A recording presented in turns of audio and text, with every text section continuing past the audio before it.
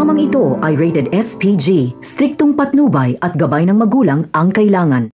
Kung hindi dahil kay Rigor ay patay na sana itong si Roberto. Si Rigor ang nagligtas sa kanya.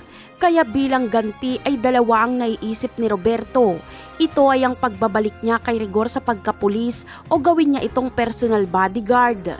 Pero mas pipiliin ni Roberto na gawin niyang bodyguard si Rigor dahil kailangan niya ng ganitong tao lalo na't may banta sa kanyang buhay. Kaya naman makakabangon ulit si Rigor mula sa pagkalugmok at makakasandal pa siya sa mga gerero. Walang kamalay-malay si Rigor na ang pamilyang kanyang pinagsisilbihan ay pamilya pala ni Marites. Kapatid kasi ni Marites si Roberto sa ama. Magagamit ni Roberto si Rigor kapag kakalabanin na nila ang mga Montenegro. Pareho kasi sila ng layunin. Ito ay ang mapatay si Ramon. Samantala, hindi naman nangangamba si Olivia na malaman ni Roberto na siya ang nagpapatay dito.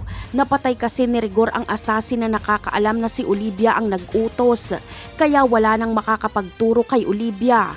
Ganun pa man ay problemado pa rin si Olivia kung paano niya mapapatalsik si Roberto. Sa ibang eksena naman ay dumalaw mismo si Don Julio sa opisina ni Olivia.